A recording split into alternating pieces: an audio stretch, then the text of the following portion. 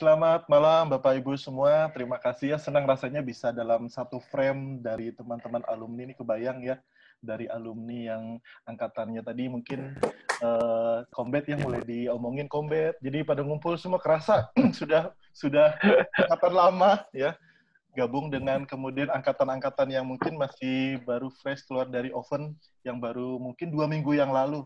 Ya, selamat datang juga teman-teman semua. Khususnya untuk yang hari ini sudah join ya. Mungkin kita masih nunggu beberapa teman, tapi biar aja gini kita mulai. Saya ucapkan dulu untuk teman-teman PCCP 75 yang hari ini ya mulai akan melakukan sesi peer coaching, walau ada beberapa yang sudah memulai. Untuk teman-teman ketahui aja kalau teman-teman PCCP 75 ini adalah alumni online kita yang pertama, kelas online kita pertama. Jadi luar biasa ya, karena alumni kita jadinya bukan dari Indonesia aja jadinya. Jadi ada beberapa teman alumni dari beberapa negara yang mungkin masih dalam proses join ini sepertinya. Ya, ada yang dari Oregon, USA, ada yang Brisbane, kemudian dari Dubai juga. Ya, nanti kita akan menyapa teman-teman ini dengan kelas online. Jadinya alumni kita bukan hanya di Indonesia, ya. Alumni kita bisa sampai ke seluruh dunia. Amin, pokoknya ya. Nah,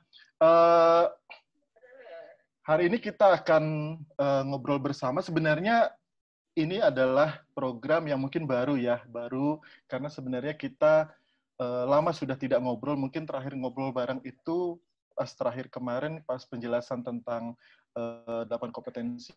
Sebelumnya juga yang agak rame, sahabat sejati. Nah, kalau ini program khusus alumni. Mungkin teman-teman lihat logonya ya, di depan itu ada yuk ngocing ya.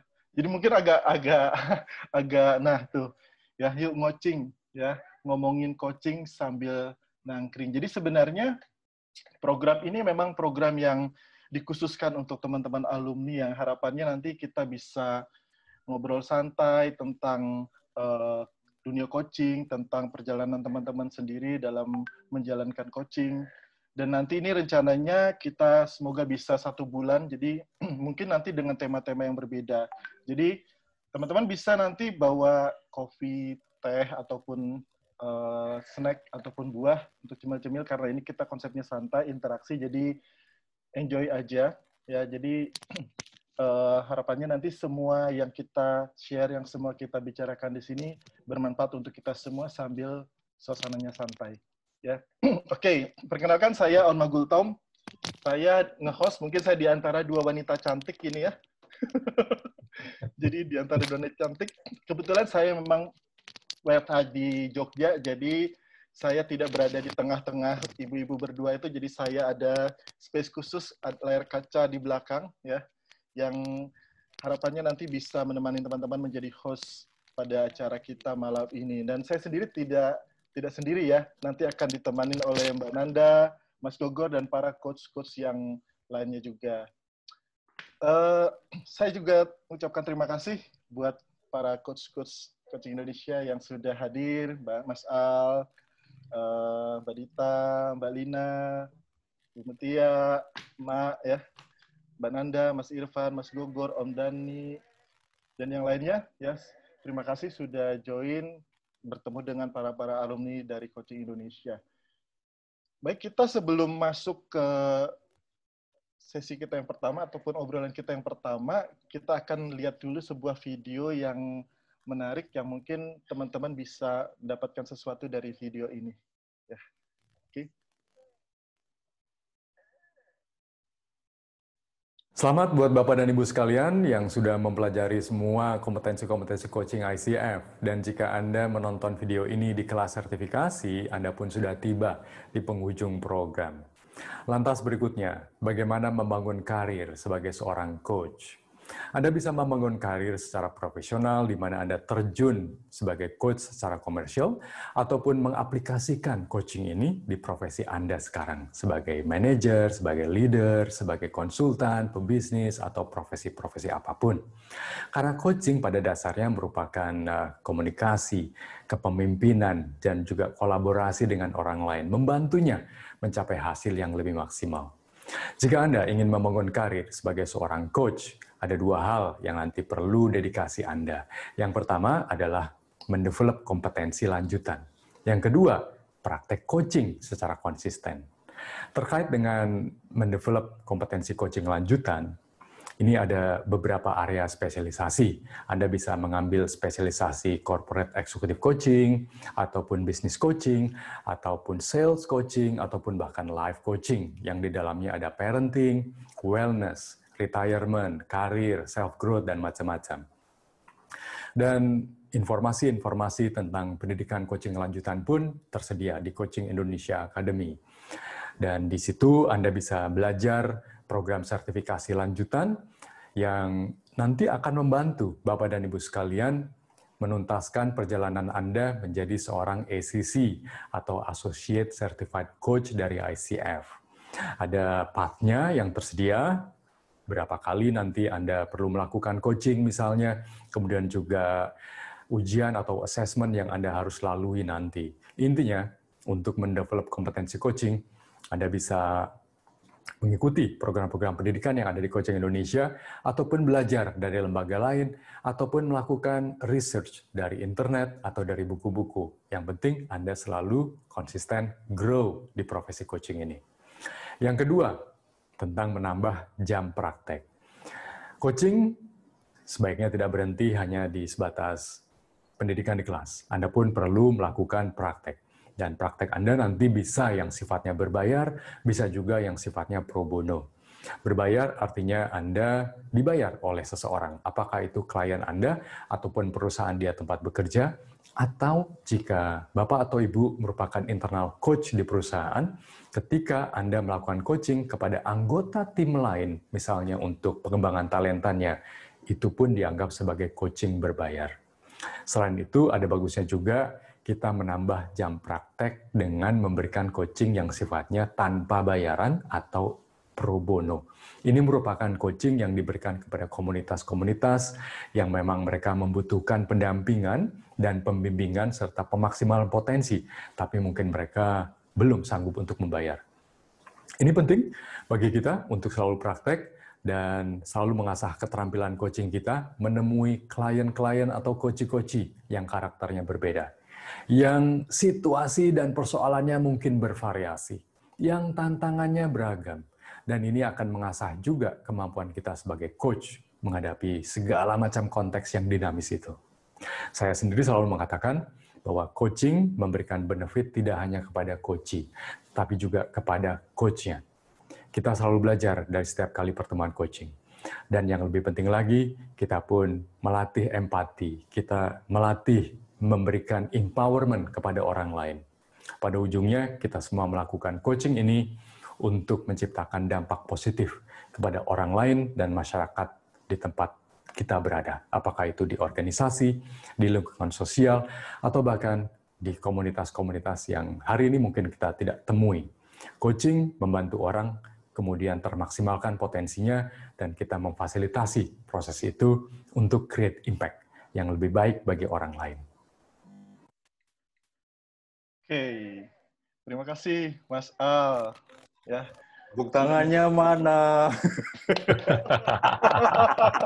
Thank you Mas Al sudah menyiapkan video yang keren, ya, menyediakan video yang khusus untuk teman-teman hadir pada malam ini tentang bagaimana sih memulai perjalanan seorang coach sesuai dengan tema kita. Nah, kita akan membahas 3 poin tadi yang disampaikan Mas Al bersama dengan Mbak Nanda. Saya persilakan Mbak Nanda. Silakan, Mbak. Oke, terima kasih banyak Bang Onma. Oke. Ya, jadi selamat malam teman-temannya semua. Assalamualaikum warahmatullahi wabarakatuh. Nah, di sini saya cuma akan men-summary apa yang sebenarnya tadi Mas Al sudah jelaskan ya. Jadi malam ini memang sifatnya sebagai refreshment buat kita semua. Terutama tadi tuh yang buat angkatan-angkatan 1 digit gitu ya. Jadi mungkin kalau udah lama tidak aktif di dunia coaching, mungkin ini bisa juga menjadi penyegar apa yang sebenarnya sekarang dapat dilakukan untuk terus-menerus meningkatkan kompetensi kita sebagai coach. Dan kemudian khususnya juga buat 5 angkatan terakhir, angkatan 71 dan 75 ya. Nah, pertama adalah bagaimana kita membangun karir. Jadi karir itu sendiri kita bisa tempuh di 2 jalur. Teman-teman semua bisa melaksanakannya secara independen gitu ya, baik itu untuk profesional maupun di dalam internal perusahaan. Namun juga terbuka nanti kesempatan untuk menjadi associate dari Coaching Indonesia. Jadi nanti insya Allah kita akan banyak juga kegiatan-kegiatan, baik itu untuk community ataupun untuk corporate gitu ya, di mana kita nanti membutuhkan coach, atau membutuhkan coach mentor, atau bahkan juga coach fasilitator untuk program-program. Jadi 2 jalur ini yang nanti juga kita bisa sama-sama jalankan. Ya. Nah, untuk memastikan bahwa pada saat kita menjalankan karir ini, kita mempunyai kompetensi dan kualitas yang mumpuni lah gitu ya bahasanya. Nomor 1 yang tidak boleh dilupakan sebagai seorang coach itu supaya kita bisa lancar itu ya praktek gitu ya. Jadi intinya tuh menambah jam terbang. Nah, jam terbang ini bisa dilakukan dengan cara apapun gitu ya, bisa melakukannya sendiri gitu, bisa dengan mencari personal klien yang tadi Mas Al jelasin, bisa cara berbayar atau cara pro bono gitu. Dan bisa juga nanti berkolaborasi dengan kami di acara-acara yang komunitas gitu ya. Kemarin sebelum pandemi sebenarnya lumayan ya Mbak Dita ya, banyak juga nih kita acara-acara yang sifatnya berskala besar gitu. Nah cuma pada saat pandemi ini terakhir kita mengadakan Sahabat Sejati. Insya Allah nanti kami juga sedang merancang beberapa program-program besar lainnya yang nanti kita bisa menjalankannya bersama-sama. Nah, untuk itu nanti Bang Onma dan Mas Gogol juga akan ngajak ngobrol teman-teman semua di sini mengenai bagaimana sih pentingnya tuh peer coaching, dan ini merupakan langkah awal yang bisa dilakukan supaya latihan gitu. Jadi tadi itu gambarnya yuk coaching tuh naik sepeda gitu ya. Kalau naik sepeda kan itu nggak pernah lupa. Tapi kadang-kadang kalau udah lama ya agak oleng dikit gitu ya. Nah ini gimana supaya jadi lancar terus gitu. Nah, yang ketiga, tentunya yang paling penting adalah bagaimana kita terus-menerus meningkatkan kompetensi kita dengan cara belajar ya. Jadi sebagai coach kita harus juga selalu punya mindset untuk continuous learning. Nah, di sini juga sekali lagi ada 2 jalur. Bisa jalur yang sertifikasi dengan mengambil program-program dengan credential ACSTH dari ICF, atau juga nanti ada specialized program yang non ACSTH. Dan ini semua nanti buat teman-teman yang di luar PCCP 75 ya, nanti kami udah, nanti Mas Al mungkin dan Mbak Lina bisa jelasin gitu, Visecode sekarang udah nambah loh fiturnya gitu ya. Kami ada Viseclass sekarang yang nanti di situ jadi lebih terstruktur, semua materi-materi juga bisa dilihat dengan lebih jelas gitu. Kemudian ada audio, ada video, semua di satu tempat yang sangat memudahkan proses pembelajaran.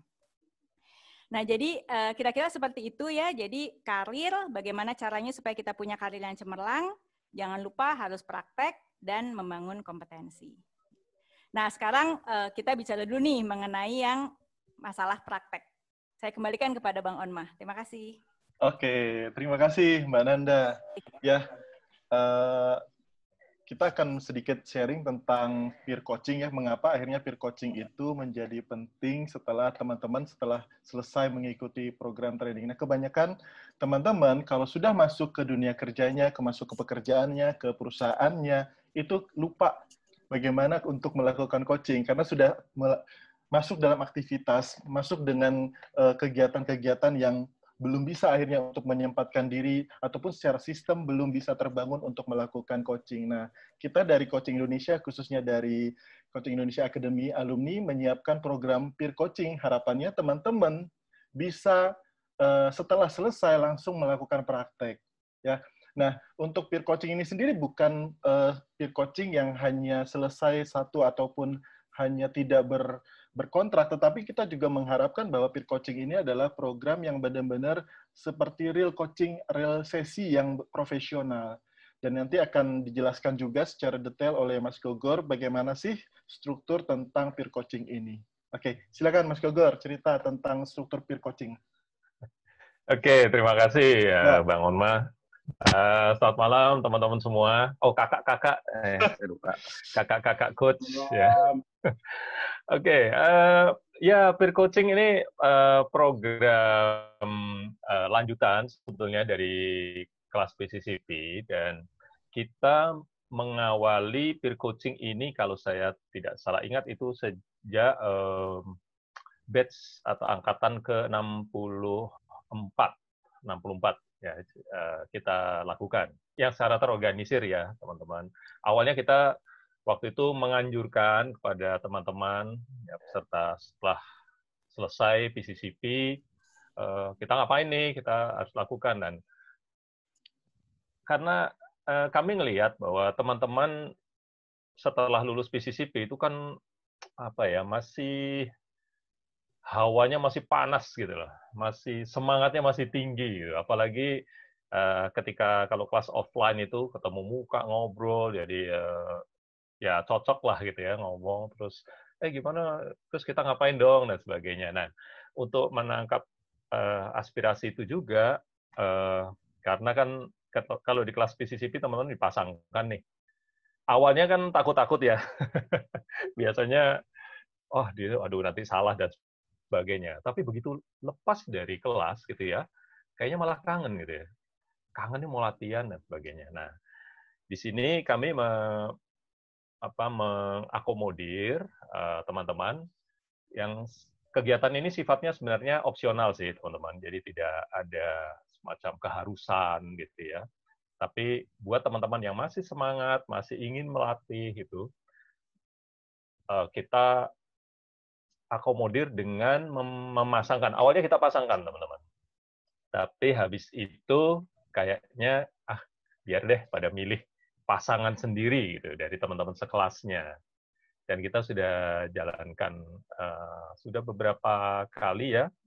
Dan dari angkatan keberapa ya, saya lupa. Hasilnya ya lumayan lah, naik turun gitu ya. Ada yang sampai 3 gitu, ada yang sampai 3 kali. Gitu. Tentang strukturnya sendiri, Bang Onma, jadi ini kalau teman-teman ingat, teman-teman angkatan di sini 71 ya, 71, 75, ya awalnya sebetulnya kita persilahkan teman-teman untuk memilih pasangan dari rekan-rekan sekelas. Kenapa rekan-rekan sekelas? Ya karena kan Anda sudah familiar lah paling tidak ya dalam satu kelas karena PCCP bersama gitu.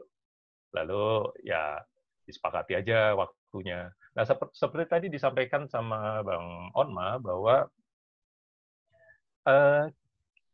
di peer coaching itu kita mencoba memberikan pengalaman sebagaimana kita melakukan coaching dalam situasi yang sebenarnya. Kalau berhadapan dengan klien, ya sebagai coach profesional, kita mungkin harus menyediakan yang namanya agreement, coaching agreement. Ya, di situ tercantumlah berapa lama, kapan dimulai, hak dan kewajiban, termasuk sampai bayarannya berapa. Ya, untuk teman-teman yang mengikuti free coaching, soal bayaran ini, ya mungkin masih bingung, masih ragu dan sebagainya. Tapi kalau mau betul-betul dibayar, gitu ya boleh kok. Nanti ya. Bayarinnya bisa dengan uang tunai atau uang betulan, bisa dengan bayarin makan siang kalau bisa ketemuan, gitu ya. Atau yang paling sederhana banget, bayarin dengan jasa coaching juga. Gitu. Jadi di situ. Nah, menariknya karena sekarang Visecoach sudah lebih canggih nih.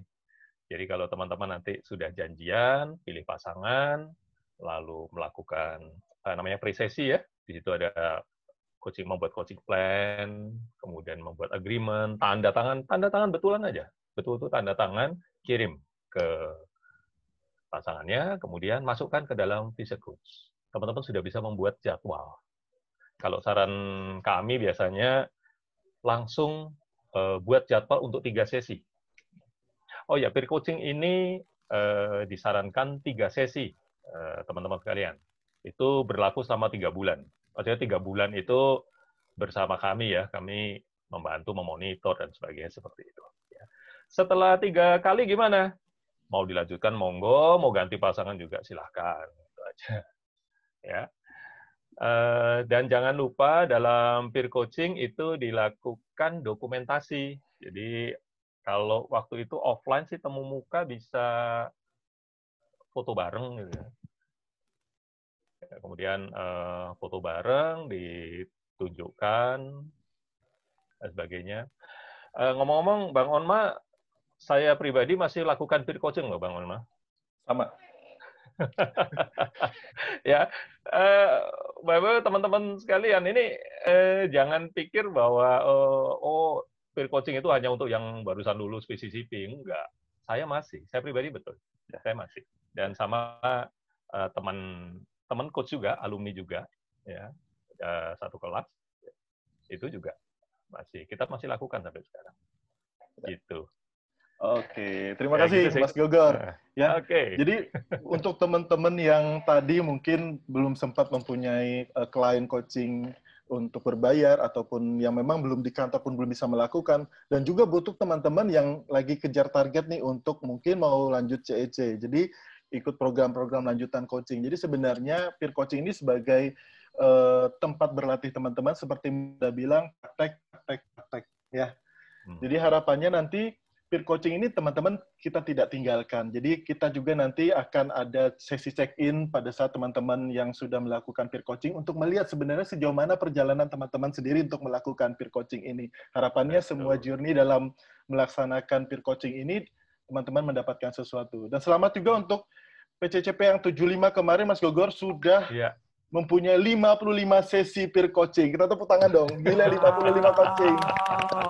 Dan itu ada beberapa kota yang termasuk yang harus tengah malam karena di luar negeri, ada yang mungkin subuh karena di Brisbane, karena ada yang mungkin masih jamnya di Indonesia masih tidur, tapi di sana masih pagi. Jadi mereka melakukannya hanya untuk berpraktik dan hanya untuk bisa mendapatkan jam terbang yang lebih untuk mengikuti program-program selanjutnya. Iya, luar biasa nih. Ya, kita mungkin minta 2 orang kali ya Mas Gogor ya, untuk bisa share sedikit aja. Ya, yang sudah melakukan peer coaching mungkin dari angkatan 75 siapa nih yang bisa yang hadir nih? Mas Gogor bisa bantu nih yang lihat nih. Kemarin sih yang sudah mencatatkan diri ini Pak Iksan sebetulnya. Pak Iksan hadir? Pak Iksan ada nggak? Pak Iksan ini di Oregon. Atau Pak Iksan dan Mbak Widya. Mbak Widya. Oh, Mbak Widya sudah. Oke. Oh, ini Pak Iksan ada. Oke. Waduh, bener Pak. Nangkring sambil minum, Pak. Ya, silakan, Pak. Pas banget, Pak. Waduh. Mari, Pak, silakan. Share-nya sih terima kasih ke Pak Al ya. Beliau yang kasih semangat sebenarnya gara-gara nanya doang di acara. Sebenarnya untuk nyaman berapa nih Pak Al? Berapa session gitu ya. Beliau yang bilang 25 jam. Next level 100. Next level 500. Nah, model, kalau saya bilang nih salah satu kunci model bisnis ya, dimulai dari kemampuan kita dan ada guidelines yang clear gitu. Itu nolong banget, Pak Al. Jadi terima kasih. Dan nggak hanya saya sendiri, ada beberapa teman yang kita coaching bareng, peer coaching. Mereka memberikan insinuasi kalau menolong tuh kalau ada bisnis model yang kelihatannya best practice-nya Pak Al ya.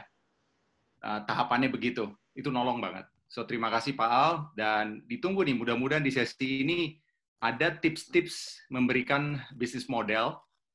Sebenarnya mirip yang saya pelajari di bisnis franchise, misalnya salah satu yang terkenal, mereka tuh punya tips-tips tuh, guidelines bagaimana untuk sukses, terutama untuk teman-teman yang menjadikan coaching sebagai bisnis ya. Kita perlu banget itu, semacam kayak target gitu loh, yang seperti Pak Al berikan. Mungkin sebenarnya banyak tips lain ya, cuman aduh jangan pelit-pelit dong, dibagi-bagi dong dari sekarang gitu. Oke, terima kasih Pak Iksan. Orang sales ngomong ya kayak gitu ya, target pokoknya tercapai. Pak Iksan jam berapa di sana Pak Iksan sekarang ya, di Oregon? Pagi, jam 6. Pagi ya? Oke. Saatnya minum kopi pagi ya Pak ya. Oke, terima kasih Pak Iksan sudah share ya. Oke, kita minta lagi nih satu. Terima kasih Bang Onma. Mungkin di angkatan yang 71 mungkin atau di bawah 71 deh boleh kalau ada yang mau share. Oke, teman-teman tadinya saya mengharapkan ada Mbak Eljo karena Mbak Eljo ini yang sudah menyelesaikan 3, cuma saya kok nggak lihat namanya di sini. Cuma saya nggak lihat nih namanya. Tadi kayaknya Ya, Mas. ada. Mbak Eljo ada. Ada, Mbak Eljo ada. Mana Mbak Eljo? Anak didiknya Coach Irfan. Nah, ini dia. Mbak Eljo. Aduh. Padahal bukan cuma aku aja loh yang 3, itu Tere juga 3. Iya. Oh, habis yang langsung kelihatan fotonya Mbak Eljo soalnya. Oke. Terima kasih. Cerita Mbak Eljo gimana? Assalamualaikum warahmatullahi wabarakatuh. Waalaikumsalam. Terima kasih para coach yang sudah membimbing. Udah terharu nggak gitu ya? Mau share aja, ada cerita lucunya, yaitu karena kami adalah angkatan just before COVID. Jadi we finish our PCCP 71 itu 14 sampai 16 Februari on Valentine's Day actually. Nah, terus lucunya adalah kita bercoaching tiga kali dengan 3 orang. 2 yang pertama diselesaikan di Jakarta. Karena saya tinggal di Bali kan, itu dengan Tere 2 di Jakarta. Kemudian yang pertama dengan Widi itu ternyata Widi tuh harus pindah ke Manado, karena memang dari sana tugasnya. Jadi pada saat kita janjian, kita statusnya di Jakarta kan, tiba-tiba dia bilang, Mbak, besok pagi aku jam 4 pagi berangkat ke Manado, gitu kan. What? Jadi harus sudah online. Jadi tanpa disengaja, kita sudah belajar untuk online sejak awal, even sebelum COVID. Lucunya dengan coach yang ketiga, yang tinggal di Jakarta juga, kita sudah mengerjakan yang pertama, kemudian saya harus balik ke Bali, dan yang keduanya beliau bilang gini, nanti nunggu balik ke Jakarta lagi aja deh, sementara kita nggak tahu kapan balik ke Jakartanya kan. Jadi saya agak-agak memaksa untuk, I'm not sure kapan kita akan ke Jakarta lagi, kayaknya kita harus online, mau tidak mau harus online. Jadi saya agak sedikit pushy, tapi itu setelah tertunda sekitar 2-3 bulanan, akhirnya baru saja dalam waktu 3 bulan gitu ceritanya. Itu agak seru tuh, kita agak kejar-kejaran, karena saya terus terang kejar-kejar, karena kondisinya kan kayak gini, jadi mau tidak mau memang harus bisa online. Gitu aja sharingnya. Thank you. Mbak Eljo ini kalau tidak salah dari training PCCP langsung beberapa bulan kemudian ikut ECCP ya? Enggak, belum. Belum ya? Oke. Belum. Oke. Itu sahabat sejati aja. Oke, harapannya nanti setelah ini bisa ikut program selanjutnya ya. Insya Allah, amin. Thank you. Supportnya, Coach. Oke. Ya, mungkin sekiannya dari kita, saya sama Mas Gogor tentang peer coaching, karena harapannya nanti kita bisa selesai di sesi ini pukul 9, mungkin lebih sedikit tidak apa-apa, tapi harapannya nanti mungkin setelah peer coaching, ngapain sih untuk kita menjadi seorang profesional coach itu seperti apa. Nah, untuk itu saya kasih ke Mbak Nanda lagi. Silakan Mbak Nanda. Oke, thank you Bang Onma. Nah, ini sebelum saya mulai lagi, ada pertanyaan dari Ibu Lina Wati Hambali.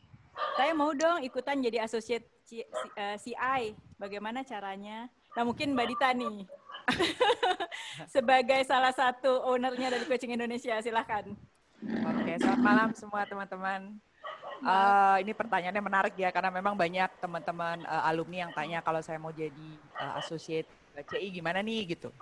Kita akan senang sekali sebetulnya menerima teman-teman yang punya aspirasi untuk menjadi associate CI. Dan sekarang dengan makin berkembangnya bisnis kami sedang membuat satu kalau dibilang mungkin requirement gitu ya, dan path sebetulnya jalur bagaimana supaya teman-teman bisa menjadi associate CI.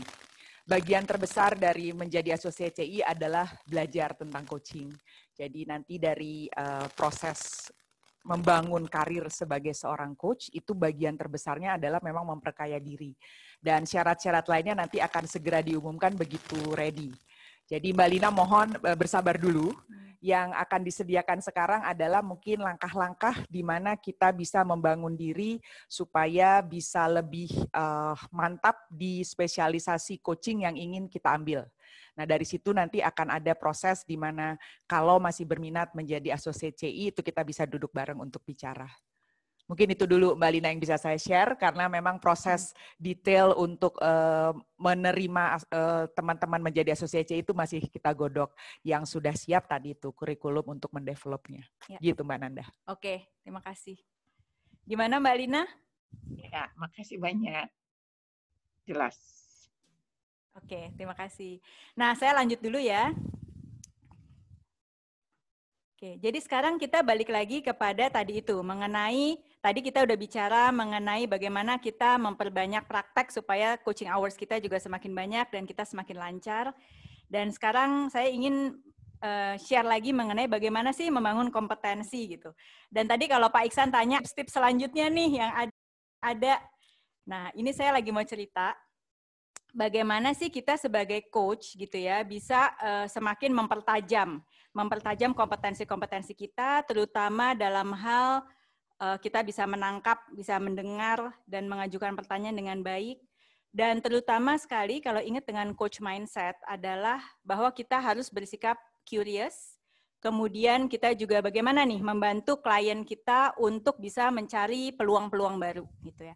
Di sini kita akan sangat memerlukan bagaimana kita bisa sangat tajam dalam melihat realita, connecting all the dots, kemudian kita juga jadi punya strategic thinking yang tinggi. Dan kalau mau tap ini ke otak mastermind-nya Mas Al gitu ya. Jadi sebenarnya memang beliau ngasih tipsnya dikit-dikit gitu, dan tips-tips ini ada dituangkan di dalam beberapa frameworks yang akan dapat membantu pada saat kita berdiskusi dengan klien. Di tahap awal, terutama teman-teman sebagian besar yang PCCP ini sudah pada tahap foundation, di mana kita menggunakan coaching model I Grow, ya, intention, goal, reality, option, way forward. Nah, kemudian kita juga memakai coaching frameworks rasa, di mana frameworks ini akan sangat baik digunakan supaya kita bisa mendengar. Sorry, ini ada masalah teknis sepertinya. Nah, jadi di sini kita bisa mendengar dengan lebih baik, kemudian mengajukan pertanyaan dengan lebih baik. Ya, jadi dua foundation ini menjadi dasar. Nah, apalagi selanjutnya? Gitu. Selanjutnya ada framework kedua, yaitu yang di mana kita bisa mampu melihat klien dan meletakkan our attention at the client gitu ya. Jadi ini coach mindset yang pertama kan, fokus on the client. Nah di sini pakai frameworknya Amber, dan beberapa teman-teman mungkin sudah sempat mendengar mengenai framework ini. Namun nanti kita akan bahas menjadi lebih dalam gitu ya. Amber ini singkatan dari awareness, mindset, behavior, engagement, dan result. Jadi nanti pada saat kita bertemu dengan klien, kita naik dulu ke atas. Kita lihat dulu dari sisi awareness-nya dia, mengajak dia untuk melihat dari sisi awareness-nya, baik awareness terhadap dirinya sendiri, terhadap orang lain, terhadap situasi di sekitarnya, gitu ya. Dan kemudian nanti akan tercipta mindset baru, perilaku baru, engagement baru, dan result baru. Nah, coaching framework ini nanti akan juga digunakan, baik sekali digunakan untuk di korporasi maupun di live gitu. Nah, framework kedua ini kita melihat dari sisi bisnis gitu ya. Jadi yang dipakai frameworknya adalah kita sebutnya 4P, 4 pilar. Pilarnya apa sih gitu ya? Presence, people, process, dan price. Nah, untuk orang-orang bisnis atau orang yang berkecimpung di dunia sales atau di dunia marketing, mungkin ini sudah biasa gitu ya, terutama di bagian people, proses, dan price-nya. Nah, namun di sini yang unik adalah sekali lagi kita menekankan pada presence. Ya. Dan presence ini tidak hanya melulu presence kita sebagai coach, tapi juga kita mengajak si klien, si business owner gitu ya, untuk melihat ke dirinya gitu, melihat reality yang ada di dirinya, mengenai si presence-nya dia itu gitu. Dan ini nanti akan digali lebih dalam sehingga dia juga paham bahwa kalau bisnis itu nggak sekedar berapa saya dapat gross sales, berapa saya dapat profit gitu ya, nggak melulu tentang hasil, tapi ditarik lagi mundur ke dirinya sendiri dan mengapa saya melakukan ini gitu. Nah, framework ketiga ini mengenai sales. Dan di sini selain tadi tuh coaching model I Grow, di sini juga kami mengintroduce coaching model baru yaitu istilahnya iScan. Ya. Dan coaching model iScan ini nanti juga akan dipasangkan dengan framework satu lagi yaitu istilahnya Pedro. Jadi ini berbicara mengenai potensi market, mengenai demand, kemudian habis itu juga result dan opportunity. Jadi di sini dan offering, sorry. Nah, jadi di sini seringkali digunakan nanti untuk di dunia sales. Jadi kalau kita melihat si coaching model dan framework ini dalam apa sih yang kita bisa lakukan gitu ya sebagai cara kita untuk membangun kompetensi. Jadi sebagai dasar tentunya kita udah punya PCCP. Di PCCP kita belajar tentang 8 kompetensi gitu ya. Jadi bagaimana kita tahulah caranya, aturan-aturannya, kompetensi apa yang harus kita bangun. Nah, kemudian sebagai advancement itu, enhancement itu kita masuk nih, gitu ya. Kita masuk ke masing-masing spesialisasi, kita bisa masuk ke dunia corporate, gitu ya. Nanti kalau yang ingin membimbing para eksekutif atau senior management, kemudian juga individual untuk mereka bisa transform menjadi orang-orang yang lebih baik, itu nanti ada kelasnya namanya ECCP ya, atau Executive Coach Certification Program. Nah, terus kemudian kalau yang senang dengan bisnis gitu ya, berminat dengan bisnis, ingin membimbing, sekarang ini kan banyak sekali nih muncul ya para pebisnis-pebisnis baru gitu. Nah, ini nanti ada kelasnya Business Coach Certification Program. Dan yang perlu dilihat di sini bahwa baik untuk mengikuti kelas ECCP dan BCCP ini harus melalui kelas PCCP gitu ya, karena nanti yang penting foundationnya kuat dulu gitu, kompetensinya paham dulu, bisa menjalankan, baru kita introduce hal yang baru. Nah, yang terakhir ini adalah yang sales. Bagaimana untuk menciptakan high performance team, especially sales team. Ya. Jadi di sini nanti seperti saya jelaskan tadi ada coaching model iScan, ada framework Pedro. Dan khusus untuk yang sales ini, kalau belum melewati PCCP tidak apa-apa. Karena di sini ada coaching model iScan yang juga bisa membantu ya sebagai pengganti dari iGrow gitu. Jadi bisa langsung tanpa melalui program PCCP. Nah, untuk masing-masing ini dan apa sih sebenarnya selain framework, apa sih yang bisa kita dapatkan lebih gitu ya di setiap tipe pembelajaran ini gitu. Dan hari ini saya sudah membawa ini coach-coach senior ke sini supaya jelasinnya lebih afdol gitu ya. Jadi malam ini ada Mbak Dita ya, Mbak Dita yang spesialisasi di eksekutif coaching dan juga life coaching. Silakan Mbak Dita. Selamat malam. Next slide, Josh, please. Oke, teman-teman tadi kan diceritakan oleh Mbak Nanda bahwa satu framework yang sesudah basic itu adalah Ember. Ini apa sih sebetulnya? Jadi begini. Kalau teman-teman punya minat nih sesudah selesai PCCP lalu terasa aduh saya pengen memperdalam atau menggunakan coaching ini di area-area korporasi gitu ya. Jadi masuk ke dunia korporasi baik untuk tema-tema leadership maupun untuk eksekutif. Jadi betul-betul menjadi coach bagi para eksekutif atau masuk ke life coaching. Itu membutuhkan presence yang lebih dalam. Nah, untuk bisa memperdalam presence ini, untuk memperdalam dan memperluas mindset, memperkuat mindset coaching, itu diperlukan beberapa hal. Itu yang akan kita dapatkan dari mempelajarinya di kelas Executive Coach Certification Program.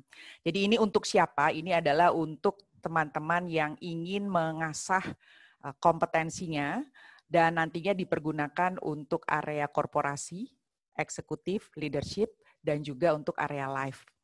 Apa yang dipelajari di situ? Yang pertama Ember Coaching. Ember Coaching ini apa sih gitu? Ini coaching yang apalagi nih iGrow baru tamat kemarin gitu ya. Sekarang udah dapat Ember ini apa gitu.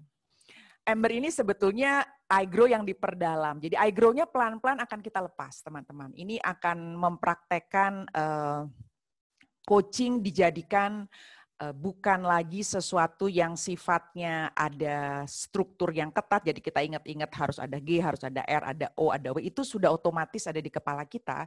Tapi pada saat kita masuk ke coaching yang lebih dalam, maka itu sudah harus lancar, itu yang pertama. Dan yang kedua, cara kita membawakan coaching itu sudah jadi seperti seni.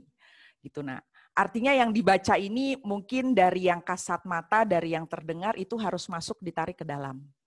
Karena itu tadi, Ember itu memperlihatkan sebetulnya apa saja yang perlu kita perhatikan dan kita buat jadi aware dari orang yang kita jadikan klien. Tadi ada awareness ya, mindset, behavior. Jadi kita akan nanti lihat bagaimana dari sesi coaching mendengarkannya itu tidak sekedar kata kunci lagi, tapi kita bisa membuat atau menangkap hal-hal yang terjadi di dalamnya.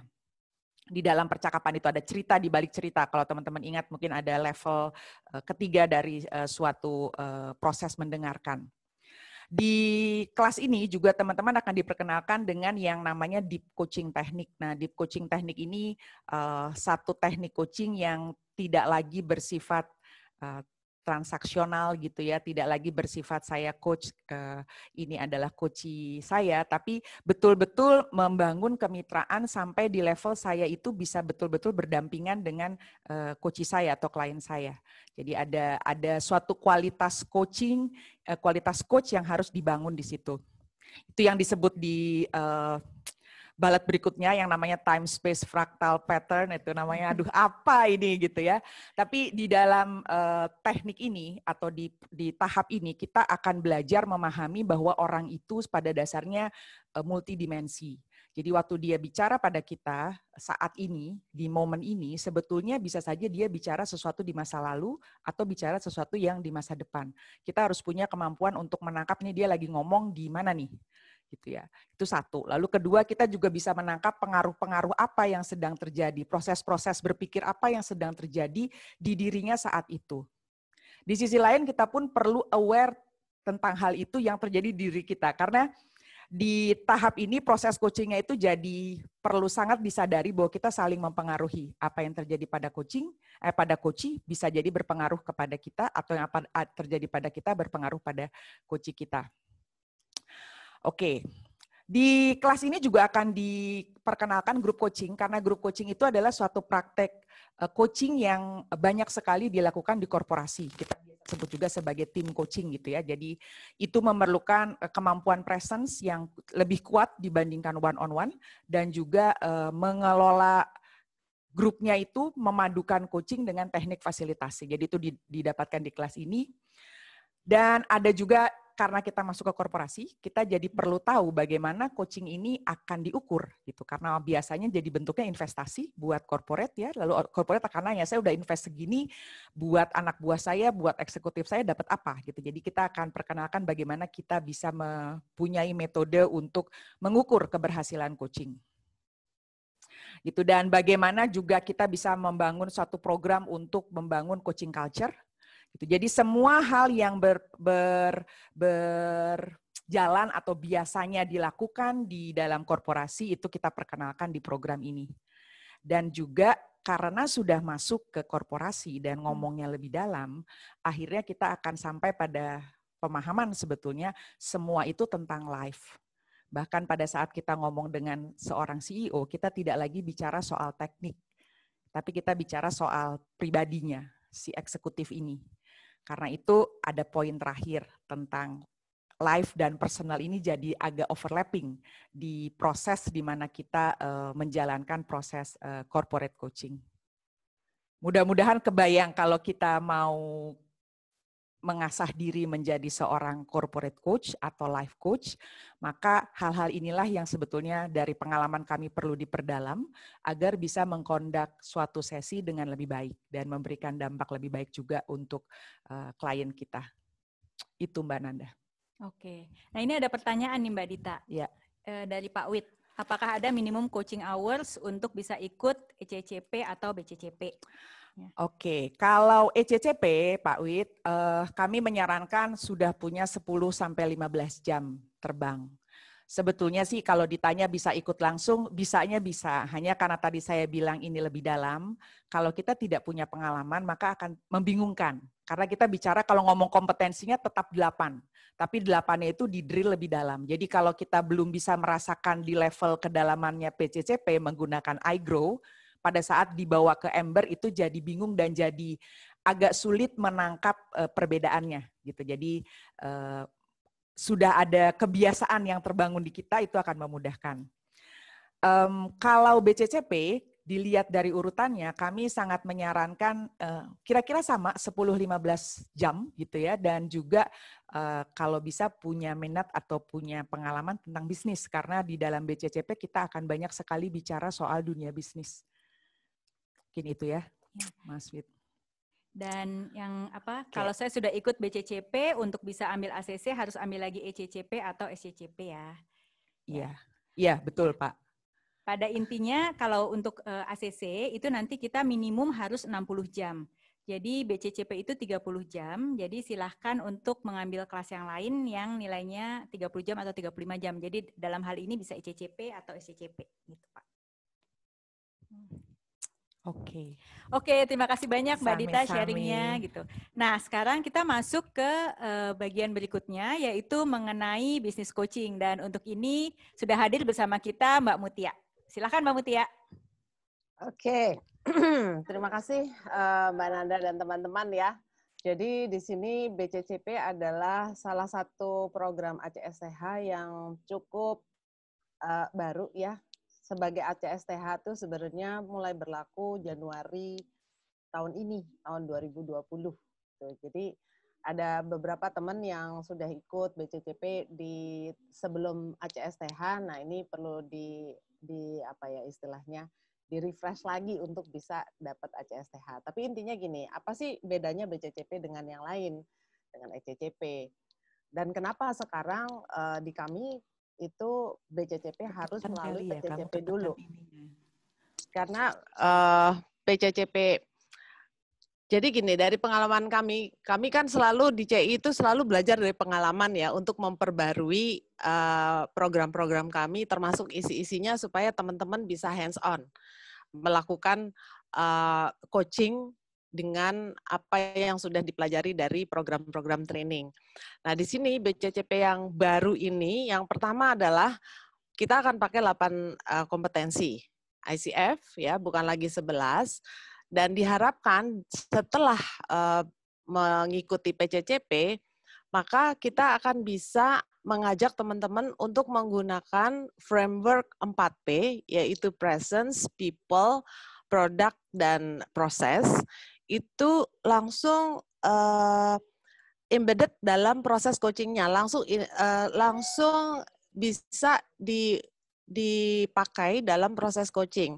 Dan kenapa ada 4P? 4P itu sebenarnya suatu strategic thinking yang diperlukan oleh seorang coach dalam, pertama, memahami ini si klien entrepreneur ini lagi cerita tentang apa dan dalam konteks yang seperti apa. Jadi kebanyakan dari kami, dari kita nih para business coach itu seringkali terjebak dengan cerita ya, dengan cerita mengenai bisnis.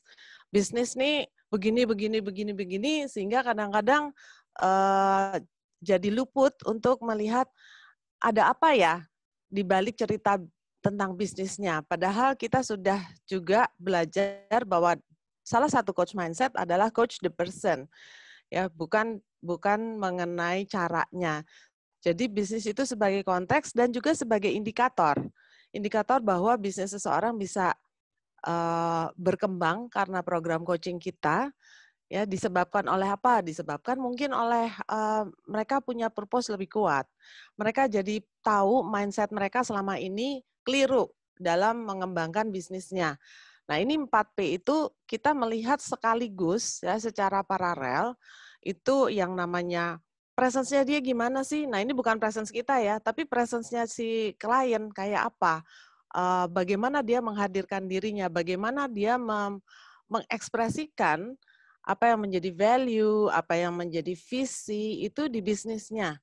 Dan kemudian yang kedua tadi produk, gimana nih produknya mencerminkan apa dari si pemilik bisnis dan bagaimana proses proses produksi itu juga berjalan.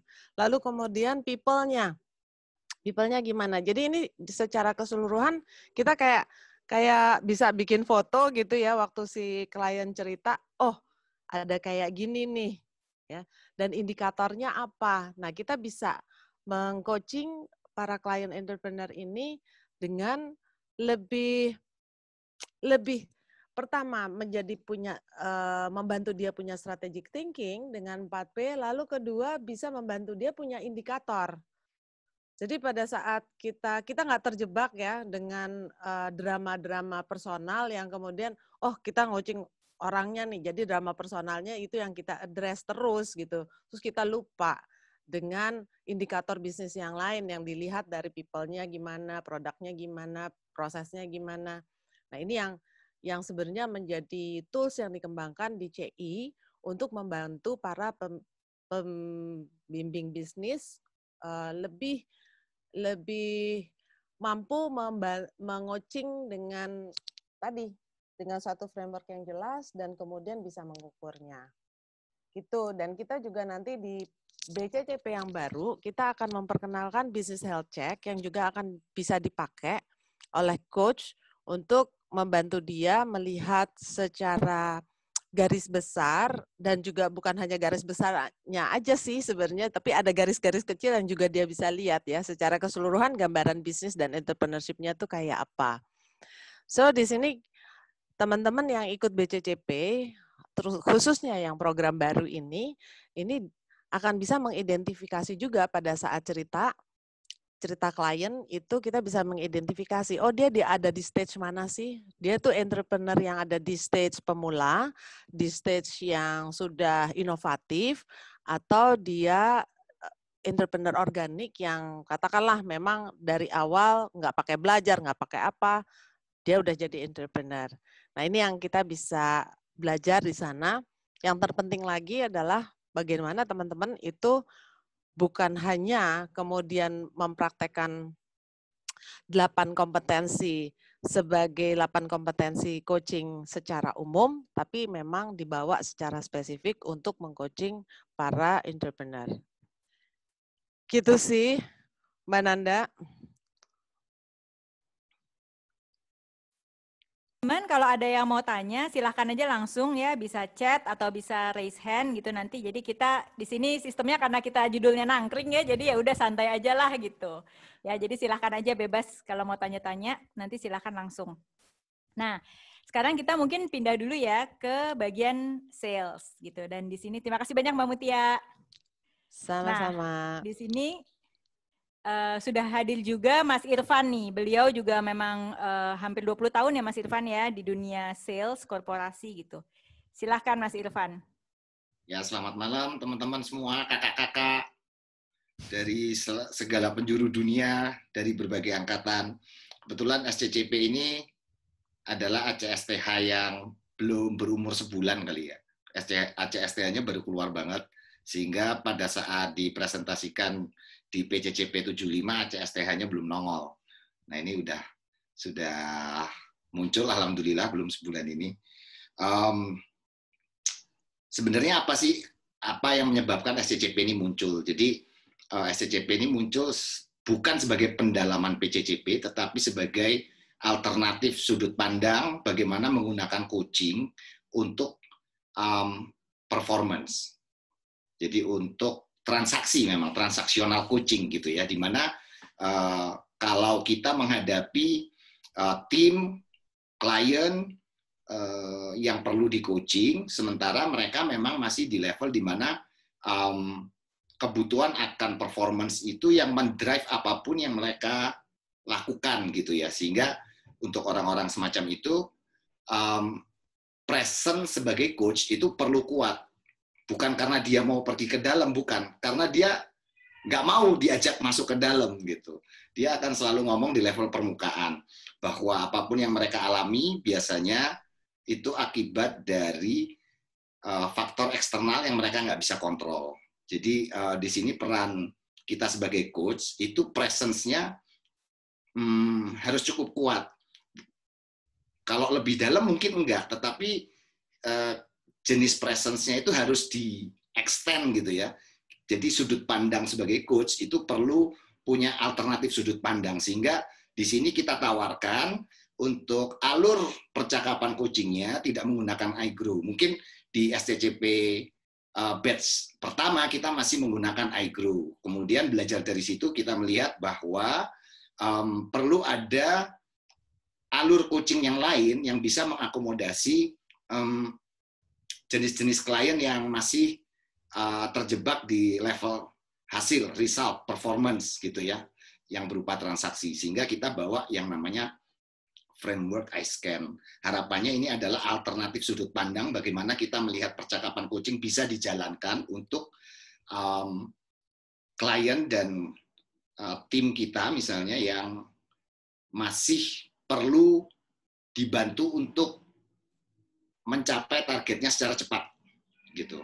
Jadi itu memang idenya sebenarnya, Mbak Nanda, teman-teman. Nah, kemudian itu salah satunya ya, itu performance coaching-nya atau transaksional coaching-nya. Kita menggunakan flow ice scan. Nah, sementara pada saat kita berbicara mengenai sales, seringkali kita tahu mindset-nya orang sales itu seperti apa, yang general.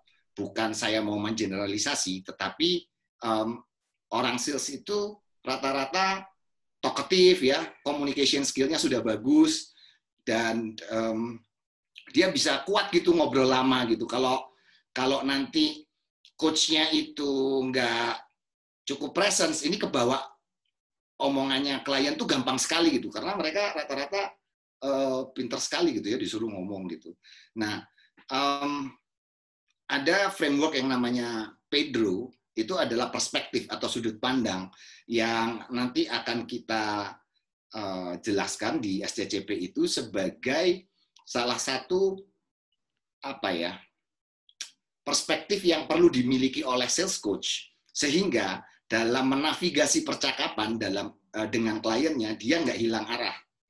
Jadi kita perlu tahu bahwa orang sales tetap kalau ditanya nih, kalau pakai I grow gitu ya, G-nya apa? Ya saya mau capai target. Outcome-nya apa? Keluar dari sini saya ingin dapat cara-cara apa yang Bapak usulin biar saya capai target. Nah, selesai kita. Realitanya pusing kepalanya coach-nya.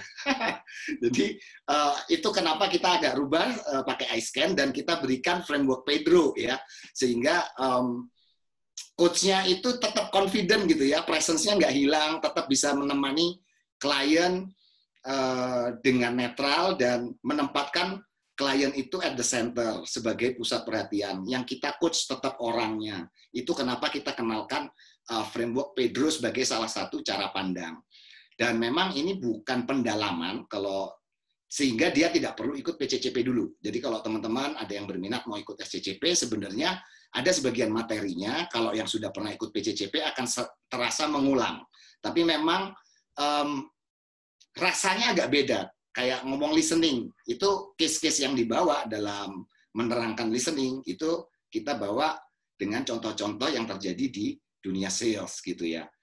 Nah, kemudian sebenarnya program ini cocok buat siapa sih gitu ya?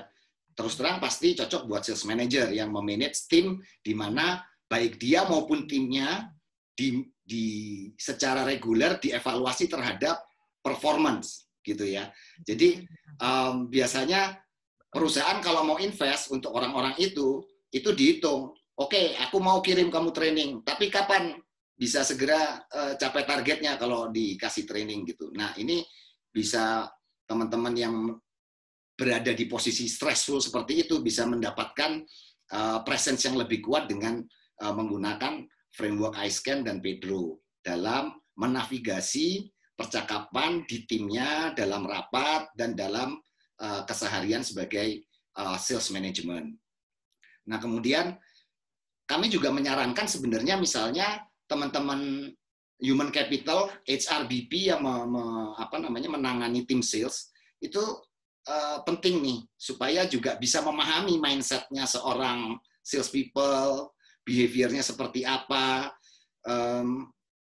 dan bisa menemani proses perkembangan mereka itu dengan efektif gitu.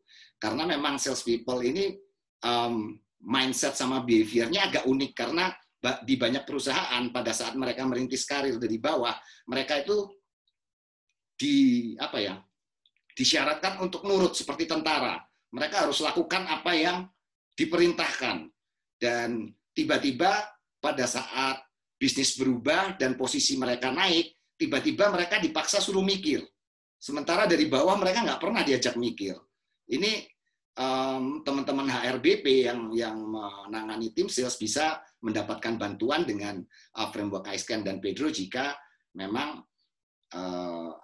harus menemani perjalanan pengembangan diri dari teman-teman sales. Gitu sih Mbak Nanda. Apa yang bisa didapatkan tentu saja penggunaan sales coaching di sales leadership, terus bagaimana menggunakan alur pembicaraan coaching dalam komunikasi sehari-hari, strategic thinking, bagaimana Pedro bisa membantu kita zooming out dari masalah yang dihadapi sehari-hari. Kemudian tentu saja alur ini sangat powerful untuk bernegosiasi. Gitu Mbak Nanda. Oke, terima kasih banyak Mas Irfan. Jadi memang dari ketiga tadi itu ya, kita lihat memang pada dasarnya semua itu sama. Bagaimana coach itu bisa menghantarkan, mendampingi dan menghantarkan klien ke tujuannya. Namun untuk supaya kita bisa benar-benar menghantarkan dia benar-benar sampai tujuannya nih, nggak nyasar gitu ya. Ternyata ada framework yang dan coaching model yang juga tepat untuk masing-masing dari klien tersebut. Nah, tadi ada pertanyaan dari Mas Fajar nih, kalau mohon penjelasan syarat dan apa yang akan dipelajari jika mau ambil program spesialisasi leadership atau karir dibandingkan program sertifikasi ICCP yang tadi dijelaskan. Oke, nanti habis ini ada Mas slide-nya nih, pas banget buat Mas Fajar. Mungkin pertanyaan berikutnya saya simpan dulu ya Mas Fajar ya. Yang berikutnya dari Pak Iksan, bisa tolong Jos nih, kecil banget tulisannya.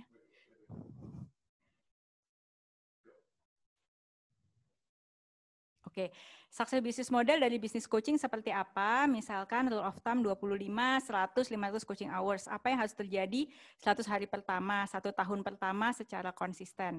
Asumsi apa saja untuk mendapatkan gross income? Dapat tuh 50 juta. Ya. Mungkin Mbak Dita bisa. Oke. Sebetulnya nih kalau ditanya successful yang menurut Bapak yang mana gitu ya, akan ditanya gitu dulu tuh Pak Iksan tuh. Kalau saya sini artinya mungkin kayaknya Bapak ingin targetnya pengen 50 juta per bulan. Kalau itu jadi ukuran kita, memang satu gini, secara pribadi coach harus mengasah jam terbang. Makin tinggi jam terbang itu sudah pasti makin lancar dan makin biasanya makin luas menghadapi berbagai jenis klien. Itu yang pertama. Jadi 25 itu biasanya listening sudah lumayan lebih lancar, nggak perlu sering-sering buka buku, nggak perlu banyak berhenti di tengah jalan. 100 itu artinya kita sudah ready untuk jadi ACC. Dan 500 itu sudah lebih tinggi lagi. Jadi itu satu hal yang harus terjadi 100 hari pertama.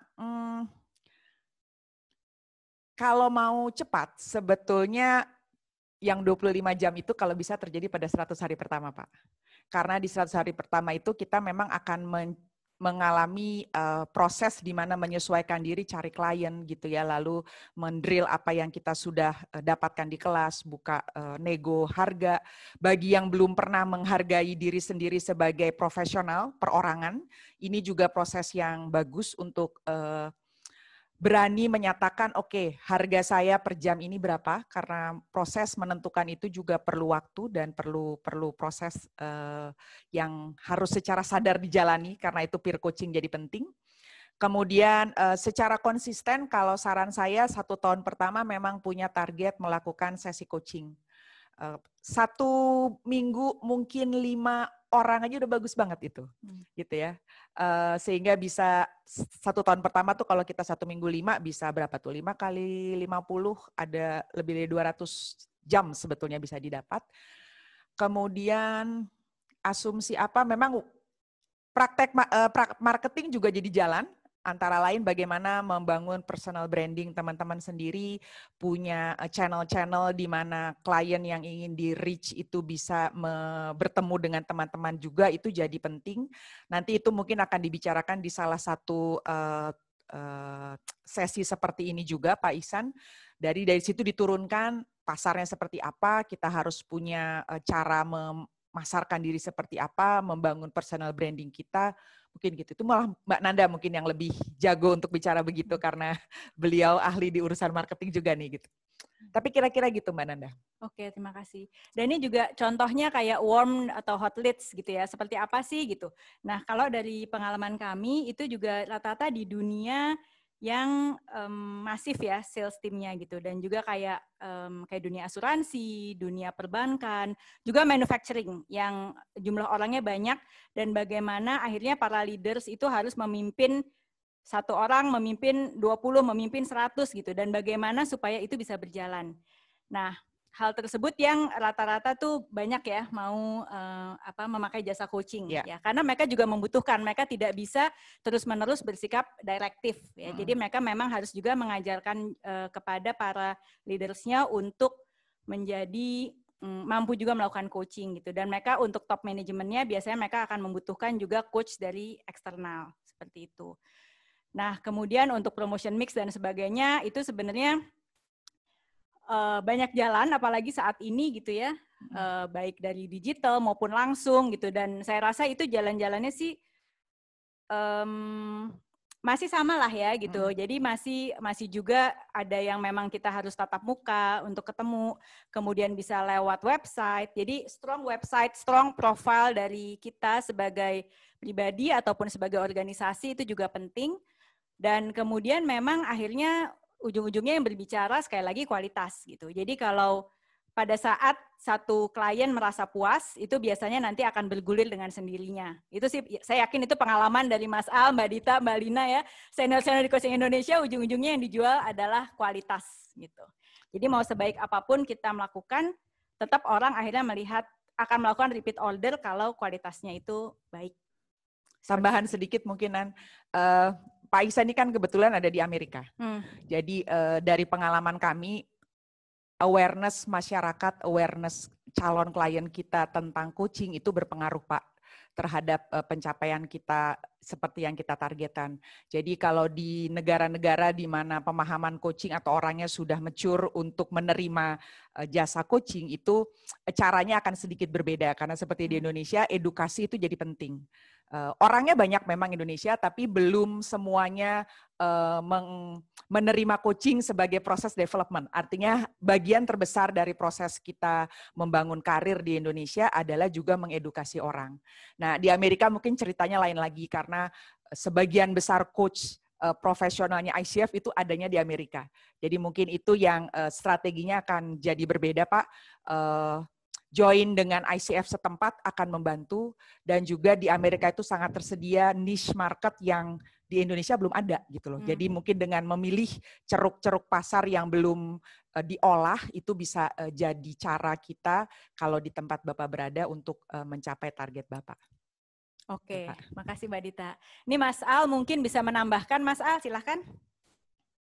Oh iya, terima kasih Mbak Nanda dan juga Pak Iksan buat pertanyaannya. Ini pertanyaan dari seseorang yang punya passion untuk mendevelop karirnya di dunia coaching dan juga create impact buat orang lain. Dan memang salah satu kompetensi yang ingin dimiliki oleh seorang coach itu gimana membangun bisnis ya, karena sekolah coaching dan pendidikan yang di kelas itu aja nggak cukup. Nah, tapi juga kita ingin tahu sebetulnya coaching itu bisnis apa, karena kalau kita tidak mengerti coaching sebagai esensi bisnisnya, kita akan memperlakukan coaching seperti jualan biasa, dan itu nggak akan diterima oleh pasar. Jadi, coaching itu bisnis tentang manusia. Artinya kita juga ingin paham, manusia itu sebetulnya butuhnya apa? Manusia itu butuh kebahagiaan, butuh kepuasan, butuh penghargaan. Nah, gimana kita bisa menjual coaching yang memenuhi harapan-harapan itu? Paling mudah adalah dengan kita mengenalkan coaching ini ke satu komunitas yang memang kita sudah akrab di dalamnya. Karena kalau di komunitas itu kita sudah dipercaya, maka akan jauh lebih mudah buat kita untuk punya potensi pasar. Dan kalau saya akan fokus satu di target market yang memang saya paling suka. Jadi dulu saya awalnya life coach. Jadi saya menyukai sekali life coach dan saya bergabung di satu komunitas yang spiritual waktu itu ya, wellness, ya komunitas wellness lah. Dan di situ saya jadi bisa berbicara beneran dari diri saya sebagai seorang life coach. Bukan yang saya berusaha untuk menjual, tetapi saya berbicara dari energi yang memang saya yakini. Dan itu membuat mereka tertarik. Dan dari sana kemudian saya membangun network sendiri. Dari mana? Dari klien yang happy. Jadi klien yang happy mereka akan bawa keluarganya, saudaranya, teman-temannya, dan itu membesar jadinya. Lingkaran network saya jadi lebih besar karena saya happy menawarkannya dan klien pun happy, dan kemudian word of mouth itu berjalan dengan sendirinya. Dan waktu itu saya satu hari bisa 5 orang klien. Itu tahun 2008. Karena semuanya saya lakukan dengan happy. Kalau kita happy dan percaya bahwa coaching ini berguna bagi orang, karena kita sendiri sudah mengalaminya, melakukan self-coaching, dan juga di coaching dengan peer gitu ya, rekan sesama di kelas, maka energi yang terasa bagi orang lain yang kita temui itu beda banget. Dan kalau saya akan mereview kembali product mix, karena product mix, promotion mix itu yang 7P marketing itu memperlakukan coaching itu sebagai barang. Padahal coaching itu bukan. Coaching itu bagi kita itu adalah energi. Kalau kita bisa meyakini bahwa coaching itu adalah energi, dengan siapapun kita bertemu, energi itu akan terasa. Dan orang tanpa kita menjual dalam tanda petik akan tertarik. Jadi yang saya lakukan itu saat itu ya, kalau mereflect di awal karir saya sebagai coach adalah saya bikin vision. Saya ingin melihat bulan depan ya di mata kepala saya itu ada berapa klien. Dan saya tidak melihat mereka sebetulnya sebagai klien, tapi orang yang bekerja bersama dengan saya dalam satu engagement coaching gitu. Saya tidak namakan mereka klien. Jadi saya melihat sendiri di kepala saya, dan itu saya rasakan energinya di badan, dan kemudian dari channel-channel yang kadang-kadang nggak disangka itu mereka datang. Jadi kadang-kadang ya agak aneh sih kalau kita yakin sekali bahwa coaching itu adalah energi dan bagian dari diri kita, orang lain akan merasakannya. Dan nggak ada target mau 50 juta atau 70 juta, kadang malah lebih dari itu. Kalau memang kemudian di-organize dengan manajemen CRM misalnya, itu akan jauh lebih bagus. Jadi tetap penting ya namanya struktur, tetapi vision itu jauh lebih penting, dan vision itu terasa sebagai energi kita. Dan nanti setelah tahap berikutnya ya, setelah kita menyukai target market kita perlebar. Kalau kita sudah suka live coaching, coba kita lebarin lagi live coaching yang ke area mana lagi. Karena nanti kalau di perjalanan sebagai seorang coach, kita ingin bertemu dengan variasi klien dalam jumlah yang banyak. Jadi kalau memang punya target lah katakannya ya, katakan dalam setahun itu kita juga ingin punya variasi klien.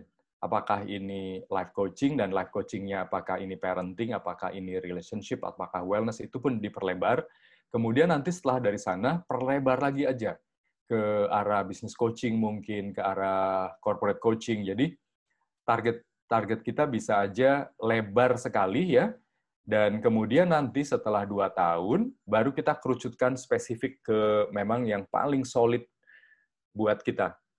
Tujuannya supaya kita punya banyak variasi-variasi pengalaman, bertemu dengan karakter klien yang berbeda, dengan topik-topik yang bervariasi, dan lantas nanti dari situ energi kita makin lama makin halus ya, karena kita udah terbiasa ketemu banyak orang, dan kita jadi tahu sebetulnya yang namanya isu manusia itu sama, mau di live, mau di corporate, mau di bisnis itu sama. Dan dari sanalah kemudian kita memutuskan untuk spesialisasi. Nah, itu jalur yang saya tempuh dulu. Kalau nanti teman-teman di sini mau mengambil area spesialisasi, ambillah spesialisasi yang dalam satu rumpun. Jadi misalnya leadership, bisnis, dan sales itu satu rumpun. Self-growth, kemudian karir, wellness itu satu rumpun. Jadi nggak yang tabrakan, misalnya parenting dengan corporate itu agak-agak tabrakan. Nah, inilah yang nanti akan men-shape up energi kita di situ. Nggak apa-apa, nanti ganti spesialisasi dalam 2 tahun juga nggak apa-apa. Yang penting kita sudah dapat pengalaman engage dengan klien, dan kita pun dapat pengalaman energi ini ngalirnya gimana gitu di tubuh ini. Nah, itu baru setelah itu kita jauh lebih solid menemukan style kita sebagai seorang coach. Gitu, Pak Iksan. Oke. Terima kasih banyak, Mas Al. Nah, ini juga tadi barusan ada Pak Afrian ya yang raise hand. Cuma mohon maaf nih Pak, karena waktu kita tinggal 7 menit lagi, mungkin nanti kita kembali lagi ya Pak ya. Itu saya teruskan dulu sedikit aja. Nah, jadi tadi ini yang menjawab pertanyaannya Mas Fajar ya.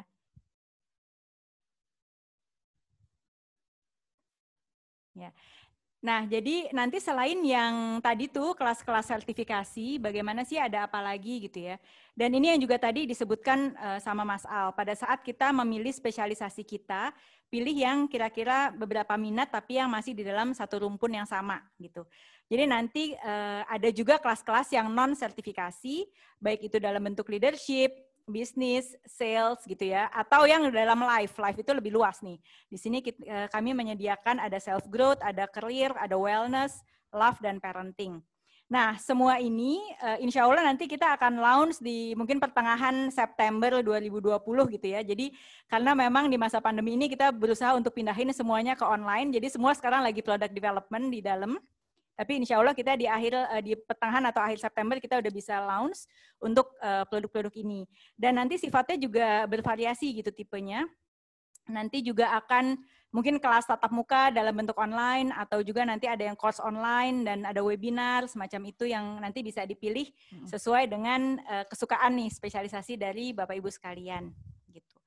Nah, selanjutnya tadi juga ada yang menanyakan gimana sih kalau mau ACC. Jadi kalau kita udah ngambil kelas 30 jam plus 30 jam minimal gitu ya. Kemudian bagaimanapun juga kita melatih praktek. Sayang gitu kalau misalnya kita nggak ambil nih credential-nya. Dan mengapa ACC credential ini menjadi penting? Pertama adalah karena memang pada saat kita ingin mengambil credential ini secara tidak sadar kita melatih sendiri ya kompetensi-kompetensi kita meningkatkan kualitas diri. Dan juga nanti tentunya di market ini akan menunjukkan perbedaan ya.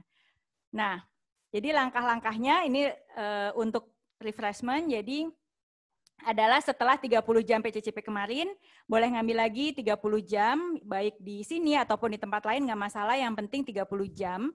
Nah, terus kemudian melakukan mentoring. Mentoring selama 10 jam, 7 jamnya itu dalam bentuk grup coaching, dan 3 jamnya itu nanti one-on-one sistemnya. Nah, mentoring ini biasanya bisa dilakukan selama 3 bulan. Kemudian tentunya harus menyelesaikan 100 jam tadi itu. Jadi pakemnya itu tuh 100 jam. 25 jamnya boleh pro bono, 75 jamnya berbayar. Namun karena lagi masa pandemi, jadi ICF juga memberikan sedikit kelonggaran. Yang biasanya 25, sekarang boleh sampai 30 yang sifatnya pro bono.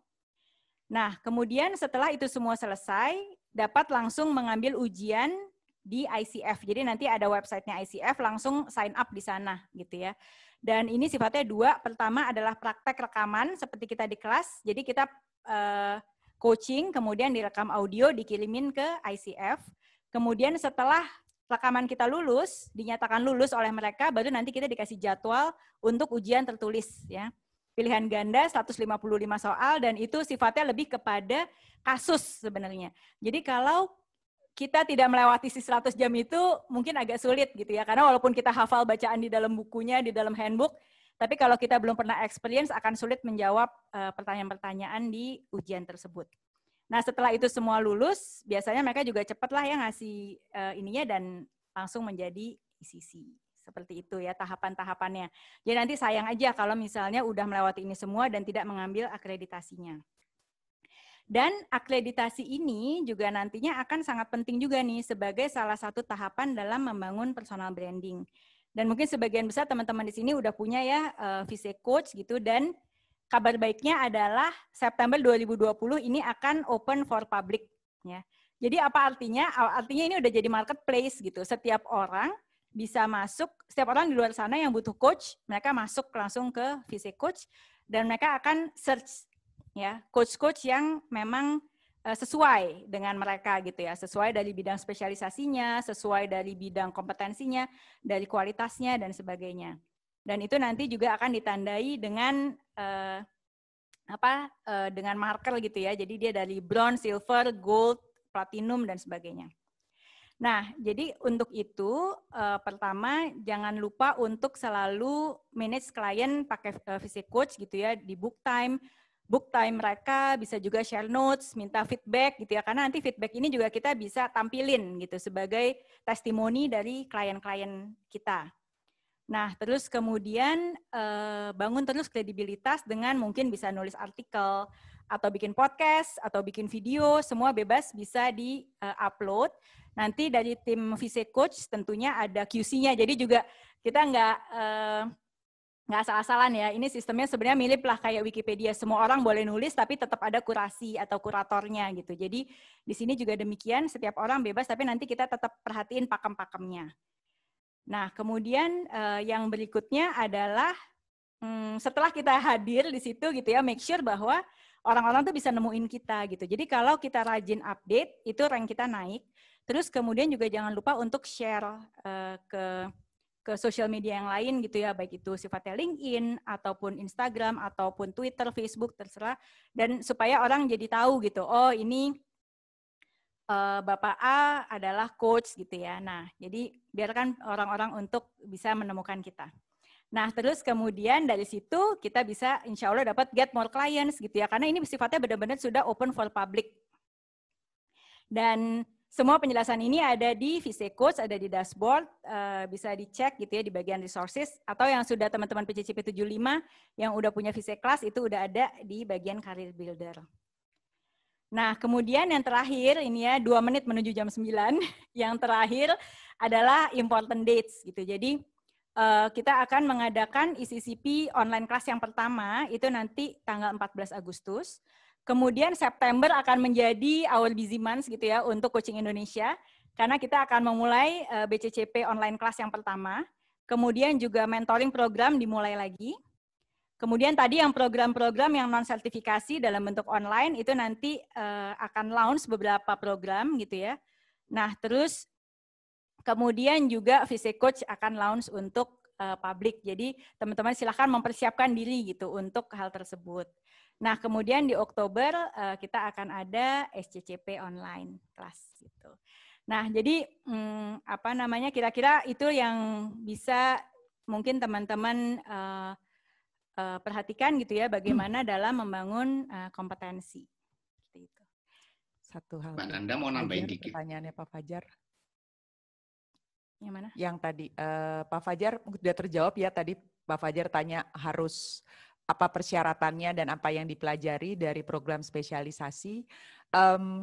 Nanti sebetulnya agak beda Pak, karena yang ICCP itu untuk sertifikasi, sementara untuk spesialisasi itu memang lebih membangun leadership itu apa, jadi lebih sangat spesifik, waktunya juga lebih sedikit dibandingkan, lebih pendek dibandingkan sertifikasi ICCP, dan kebanyakan spesialisasi, karena kalau dilihat tadi dari 8 spesialisasi yang ditunjukkan Mbak Nanda, kebanyakan itu dari life coaching, maka memang persyaratannya sudah ikut ICCP. Dan nanti untuk leadership-nya akan diperdalam di situ dengan pemahaman lebih detail tentang apa sih yang kita maksud dengan leadership dan juga pemahaman lebih detail tentang apa yang dimaksud dengan karir dan bagaimana struktur suatu program leadership coaching atau karir coaching. Kira-kira seperti itu gambarannya. Ada pertanyaan apa lagi? VC Coach. Nah mungkin sebelumnya saya mau minta izin dulu nih sama teman-teman semua karena kita sudah jam 9, mungkin kita extend antara 5 sampai 10 menit gitu kalau teman-teman berkenan. Dan silahkan tadi Pak Afran kalau ada yang masih ingin ditanyakan.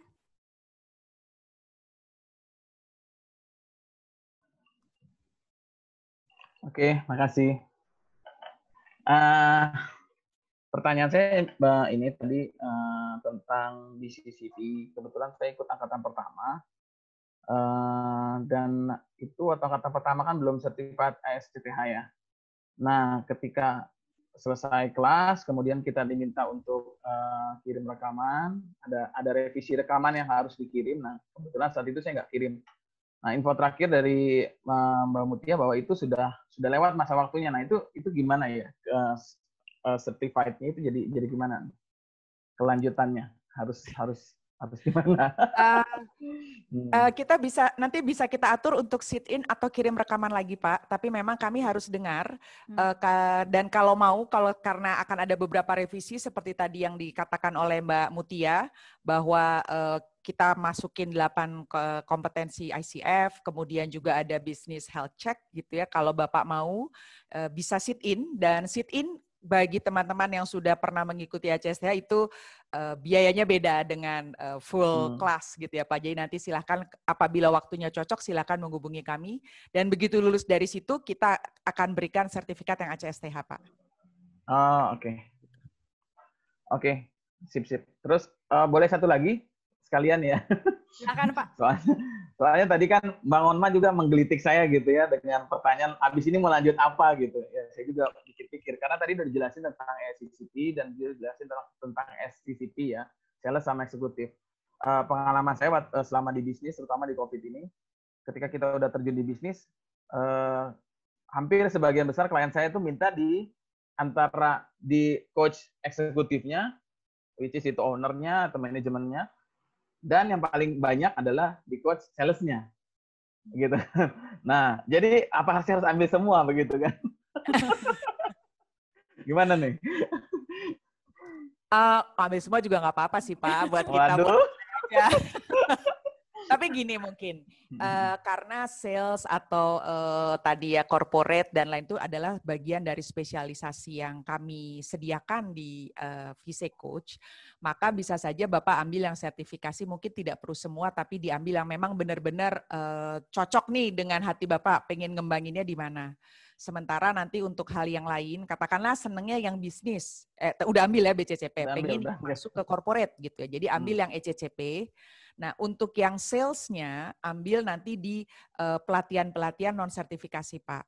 Karena kalau itu ada di VC Coach kita, maka nanti kita akan sediakan spesialisasinya. Gitu. Jadi Bapak bisa ambil yang jalur itu.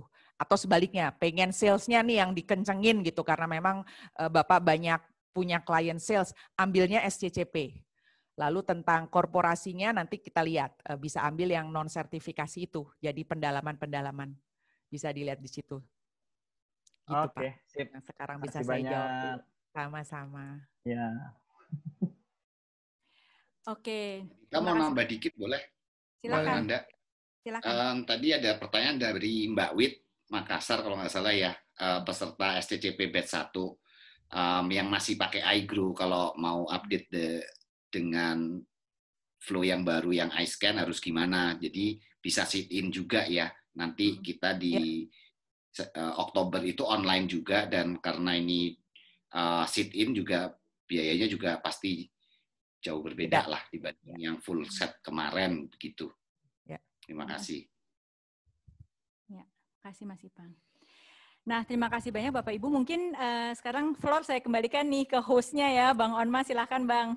Oke, terima kasih Mbak Nanda. Terima kasih juga para narasumber yang luar biasa sudah memberikan beberapa insight yang mungkin dibutuhkan para alumni nih. Jadi para alumni yang masih bingung mau kemana. Nah, kita dari Coaching Indonesia tidak meninggalkan teman-teman setelah training. Jadi kita masih mempunyai jembatan-jembatan yang nanti teman-teman sendiri boleh pilih mau ambil mana nih, mau jalur yang mana.